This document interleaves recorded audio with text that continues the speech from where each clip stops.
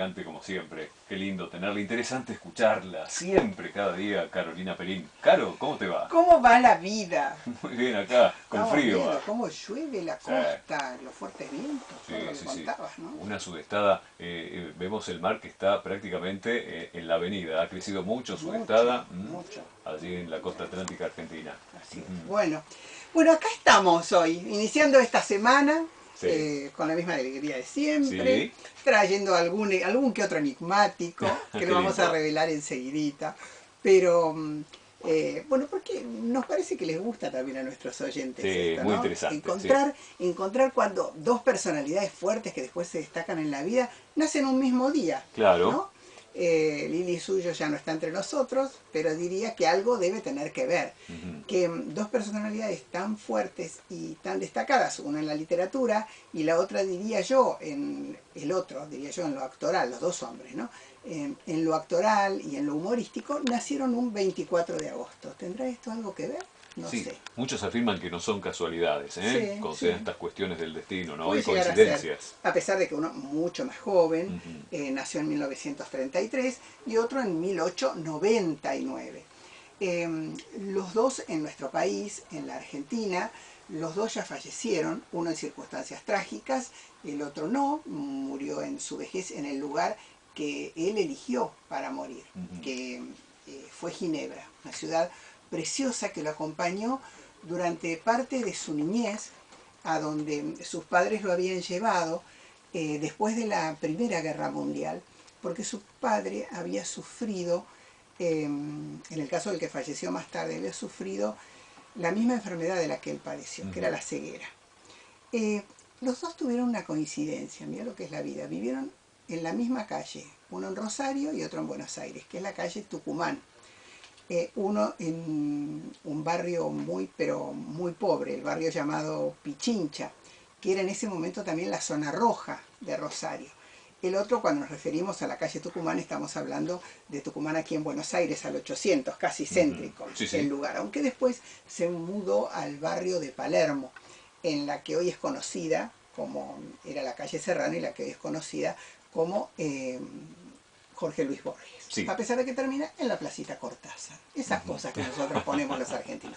Estoy hablando de Jorge Luis Borges, que nació un 24 de agosto de 1899, y estoy hablando de Alberto Olmedo, que nació un 24 de agosto de 1933. Algunas que otras diferencias, obviamente sus orígenes. En el caso de Alberto Olmedo, decíamos, nació en un barrio muy muy pobre, empezó a trabajar desde muy chiquito en una verdulería y una carnicería. En el caso de Borges no, provenía de una familia denominada, entre comillas, más patricia por parte de madre. Su madre era heredera de un apellido como el apellido Acevedo, pero que estaba emparentada con familias de la historia, como por ejemplo la de Laprida, el primer presidente que tuvo el Congreso de Tucumán, entre otras, Sí, podríamos sí. nombrar muchas otras más. Su padre era abogado, pero ejercía la docencia desde la psicología, y fue él el que le transmite esto que mencionaba yo, esta enfermedad de la ceguera. Por eso que ellos Ujú. van a Europa, y él está primero en Ginebra, y después con su familia se trasladan a España, vuelven a la Argentina, vuelven a ir a España, y ahí es donde él se pone, Jorge Luis Borges, más en contacto con el ultraísmo, que era ese movimiento literario, voy a decir nada más que dos líneas sobre esto, que venía a reemplazar al modernismo, que descartaba todo aquello que era rococó, que utilizaba mucho la metáfora, que trataba de que además incorpora como, digamos, como una novedad el hecho de que la rima no tuviera que ser como la conocíamos con anterioridad en la poesía. Ujú. En el caso, otro punto de contacto que yo encontré entre ellos, buscando, que me parece que si se hubieran conocido hubieran comentado, es que ambos desarrollan lo que después van a ser sus fortalezas, una en el humorismo y otra en la literatura, a partir de grupos a los que se integran. En el caso de Alberto Olmedo, cuando se integra al Teatro de la Comedia y al primer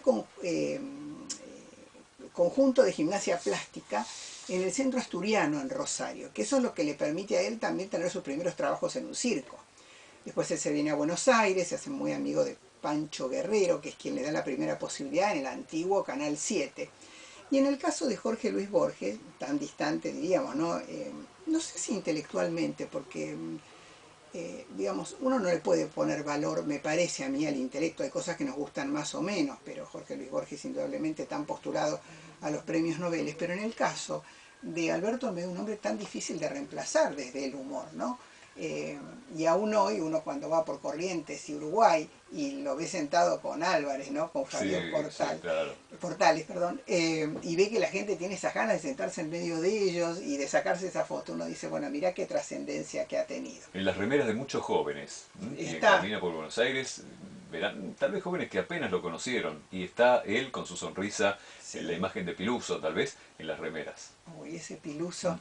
que yo creo que muchos de los de mi generación lo recordaremos tan de niños, ¿no? Cuando decía, y después pasaba las películas de Popeye, y con esa vieja máquina de pasar película, cuando todavía el fílmico era en cinta, y decía, vamos Popeye, y movía la rueda, y ahí empezaba el dibujito animado de Popeye, ¿no? Y Sí, cuando cortaba la espinaca, con su compañero de toda la vida, con Coquito, sí. a quien él además noblemente sostuvo, esto a decir de la familia de él, Ujú. hasta sus últimos días y aún después de muerto.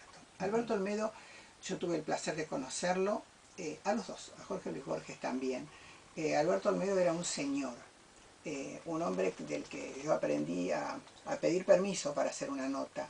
Me hubiera parecido inimaginable el abordaje, porque alguna vez, siendo muy joven, intentando tener la mejor nota que uno podía tener en el verano, cuando lo vi y me lo encontré, y creo que lo conté una vez acá, con su familia almorzando en lo que eran los barcitos de la Bristol, él me dijo, ¿usted quiere hacer una nota? Bueno, con mucho gusto me la pide y mañana se la otorgo. Y conté la anécdota, que al otro día Ujú. todos, en realidad, me cargaban, no sé si está bien dicho, pero conmigo cultivaban el humor en la radio y me decían, no, Carolina, ¿cómo te va? Y él te va a llamar a la producción, estaba en su momento de esplendor, fue Ujú. el año anterior a que él se muriera, no, no te va a llamar a la radio para darte la nota, me explicaban las productoras que eran mayores que yo en la profesión.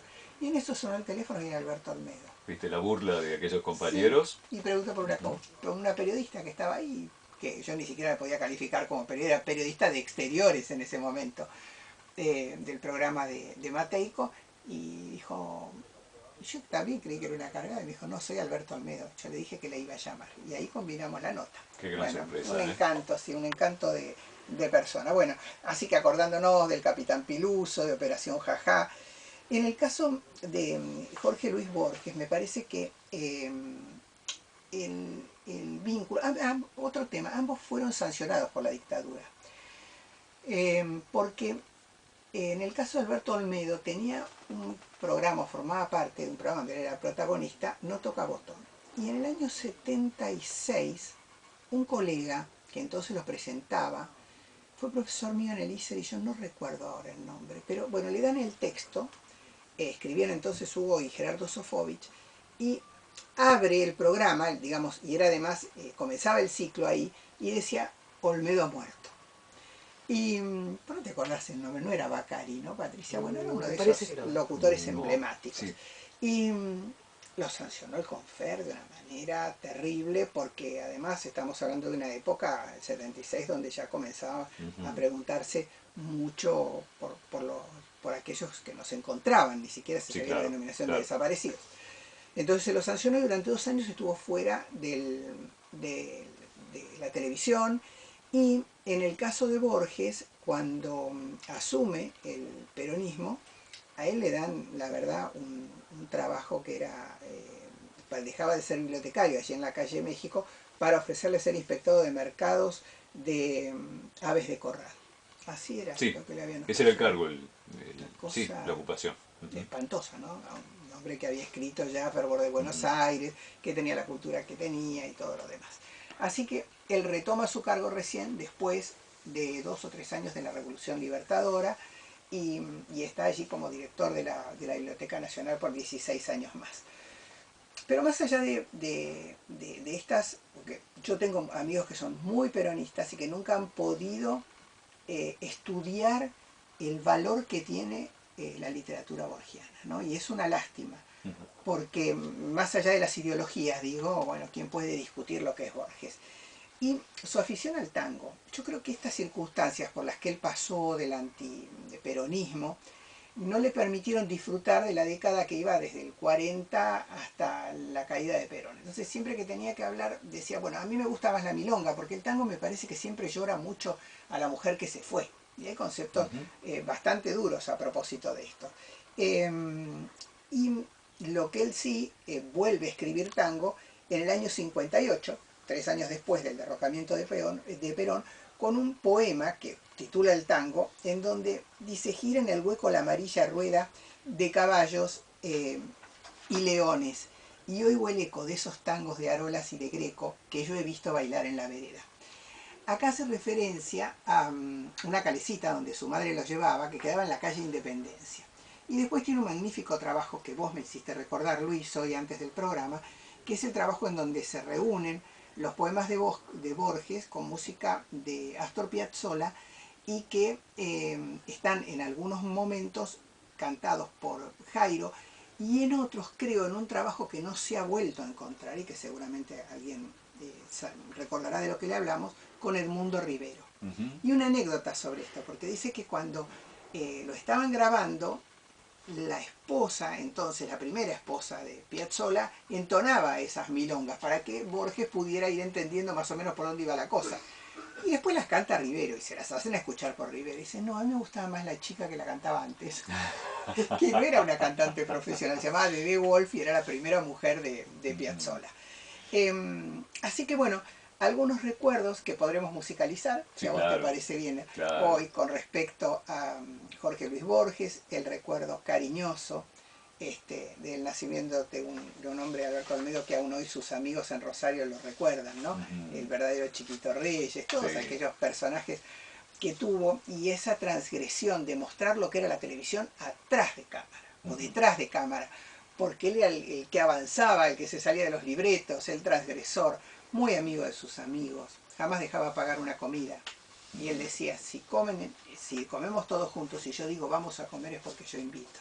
Así que un hombre realmente que me parece que en el sentimiento popular hoy se mantiene absolutamente vigente. Sí, de una nobleza enorme, ¿no? Sí. Un talento incomparable, el que se animó por primera vez, porque mostrar la parte de atrás de un estudio, el detrás de cámara. En pánico los técnicos, los productores. Claro, una situación inimaginable que hoy es moneda corriente, ¿no? Integrar el detrás de cámara con allí la escena, bueno, la parte principal del estudio, con su gran escenografía.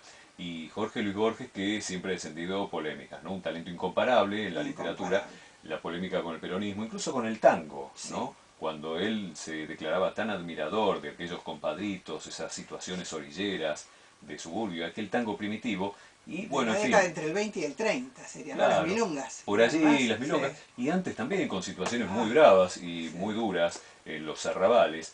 Eso admiraba, ¿no? Junto a aquellos primeros tangos más primitivos de la Guardia Vieja y ya a los nuevos, ¿no? Con tal vez alguna poesía o letra de situaciones que no lo llegaban. Dicen que lo romántico no le gustaba, pero dicen que él se enamoró mucho de una mujer que se llamaba Elena, que la conoció en la casa de Victoria Ocampo y que los chicos dirían hoy, bueno, no le dio calce, no le dio bolilla, y que ella resguarda a uno, porque era mucho más joven, cartas de amor en donde él era muy floripondioso, digamos, para escribir cosas de amor. Así que parece que lo del tango era un tema de peronismo o no peronismo. Sí, también, sí, posiblemente.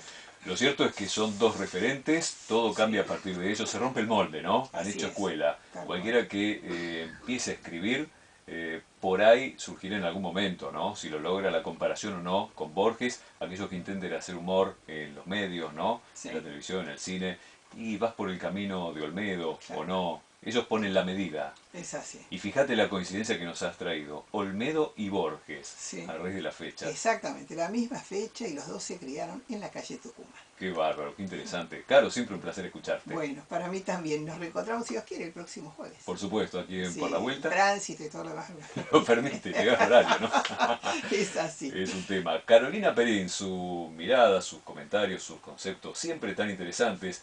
Olmedo, Borges, Borges, Olmedo, y aquí tenemos para sumarse a la voz de Jairo.